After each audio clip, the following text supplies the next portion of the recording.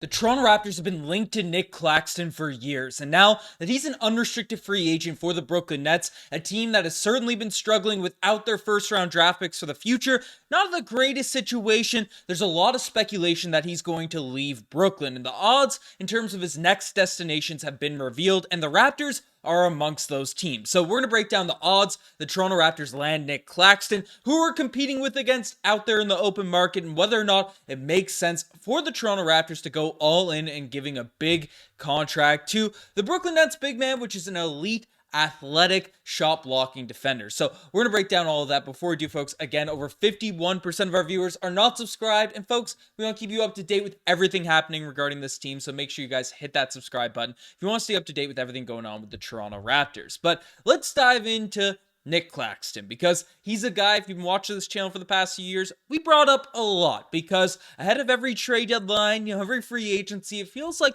we get a little update, we get a little tidbit in terms of Masai Ujiri, the Toronto Raptors, or something. Some sort of rumor percolating regarding Nic Claxton. But now he's an actual free agent. There's a full-out opportunity to pick him up, and the odds have been revealed in terms of teams that are potentially going to land him. And basically, if he leaves the Brooklyn Nets, the Toronto Raptors have the third best odds, behind the Oklahoma City Thunder and New Orleans Pelicans, and just ahead of the San Antonio Spurs as well as Washington Wizards. Now, if you're like me, you have no idea how betting odds works in terms of what these plus 800 and stuff actually means. Basically, the actual probability, for that place plus 800 odds is about 11%, 11.1% in terms of the chances the Toronto Raptors land Nic Claxton, according to all those sports bookies and the projections and all those types of things that are out there. So, again, not the craziest odds, not the most significant, guarantee that the Raptors are going to land him, but the fact that I personally am of the belief he's certainly going to leave the Brooklyn Nets. I don't see a world why he'd stay unless they end up paying him an absolutely lucrative deal, but he's not getting a max. Other teams will be able to sort of match what the Brooklyn Nets can offer him unless the Nets end up going crazy. So I'd imagine he's going to end up leaving for a better destination. And the Raptors are a team that kind of makes sense for the guy because, frankly, he's a guy that fits our timeline in terms of the young players that we brought in. He's only 25 years old, just turned 25, averaging 12 points per game, 10 rebounds, 2 assists, 62% from the field. Not making many threes, very small sample size, not a good shooter, misses his free throws, but is a dude that blocks a ton of shots as well. 2.1 blocks per night. Last season averaged 2.5. He stayed relatively healthy as well over the last couple seasons as he's been a focal point in this Brooklyn Nets team, and is just a dude that is an absolute deterrent at the rim. And the advanced numbers kind of like him around the rim as well. A team that is not great in the Brooklyn Nets, all around wise, always has a solid defensive box plus minus. Overall BPM is pretty well high too as well. So Nic Claxton's a guy that certainly is good at basketball. He can be a lob threat. He'll block some shots for you. He's extremely mobile and is kind of the style of defender that I felt like a lot of people were hoping Christian Koloko would develop into. Obviously, Koloko's not on this team right now. He ended up getting waived due to health issues, but having an extremely athletic sort of center to back up, anchor the paint for this Raptors team is definitely something that would be attractive to this Raptors group. Now, can we compete with these other teams in terms of opportunities? Because again, the Raptors, frankly, they do have a team that's set up well to bring in Nic Claxton. And one reason where I think we do is because we now have a point guard that's able to execute in the pick and roll. We've seen what Emmanuel Quickley was able to do with a big man like Mitchell Robinson, Isaiah Hartenstein for the Brooklyn Nets, for the New York Knicks,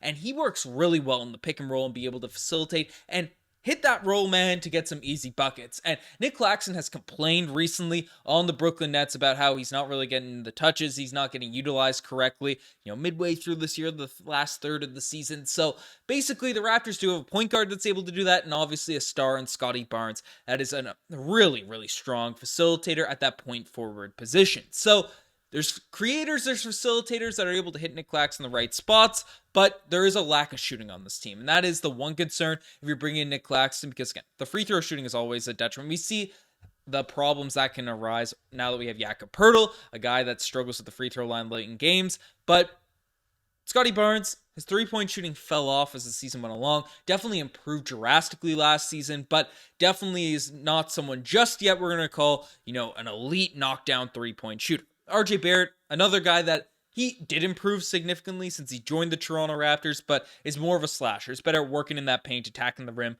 and things along those lines. So adding another sort of floor, I don't want to say clogger, but, because he's a lob threat, you can create space in other ways. He's more of a space to turn as a guy that can catch those lobs in the paint, whereas it's tougher to help off of those players than it would be a Jakob Poeltl, so to speak, who can't shoot, but also isn't much of a guy that's going to jump up there and catch those dunks, but still a little bit of a concern in regards to the Toronto Raptors floor spacing. Now, you play him out there with Kelly Olynyk, you play him out there with some different bigs, maybe you can make things work. Obviously, this Raptors roster is completely in flux right now, so, you're just trying to acquire the right talent, the right pieces that you'd want to build this team around. I think a lob threat, even if he can't shoot, will fit specifically along those lines, but basically, there are other teams out there that have the option with cap space that might be more attractive destinations. And frankly, looking at the list, right, OKC being at the top of it makes the most sense to me. I mean, they're a team, yes, Chet Holmgren gets a ton of blocks and stuff, but it's probably a guy that's most apt to be playing the power forward position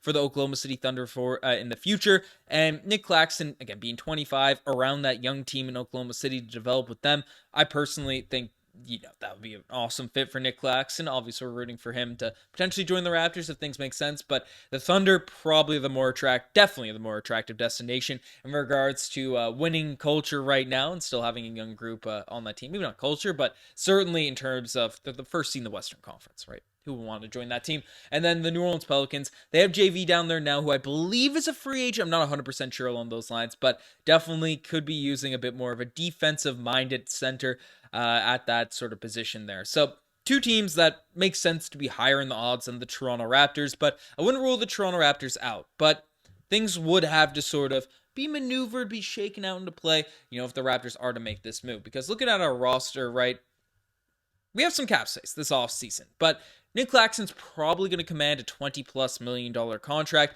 I use the comparable Jarrett Allen here, who was on a very similar position to Nic Claxton when he ended up getting his last contract, ended up getting $20 million per season for a few years, but he ended up becoming an all-star and ended up having, as seen, that $20 million per year flat rate. I think Nic Claxton's going to make a little bit more out there on the open market, but the Raptors will have some cap space cleared up, especially if they decide to let go of Bruce Brown and don't bring back Gary Trent Jr. So there's a lot of flexibility Masai Ujiri has in terms of decisions and the ability to bring him in. The Thunder have some cap space as well. I believe the Pelicans, if they don't bring back JV, will have some money to play with as well the offseason.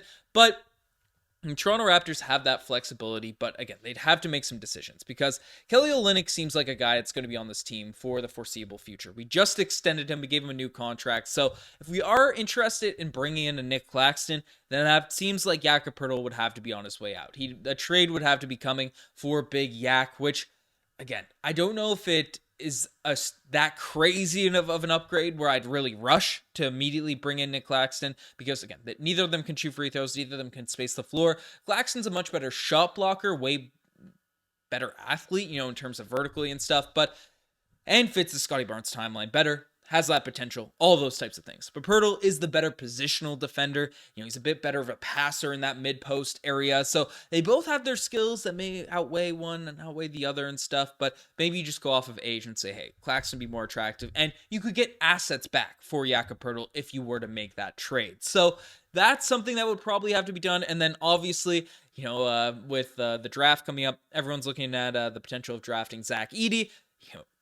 We can't go into next season with Poeltl, Claxton, Kelly Olynyk, as well as Zach Edey. There's no world that can potentially happen, as well as Ellis out there. Wouldn't make sense for us to draft a center, and the Raptors aren't going to be drafting for a positional basis. They want the most talent possible. That's where the current roster's at, but you do have to make it make some bit of sense, especially if you have a young developing team. So, some trades and moves would probably have to be made if we brought in Nic Claxton, but is a guy that's probably worth taking risk on given his current market value. But let me know what you guys think about the potential of bringing in Nic Claxton. Do you think the Raptors should potentially sign him in the offseason? Let me know in the comment section down below. You guys are the best to make this far. Subscribe to the channel if you guys haven't already. I'm signing out. Cheers.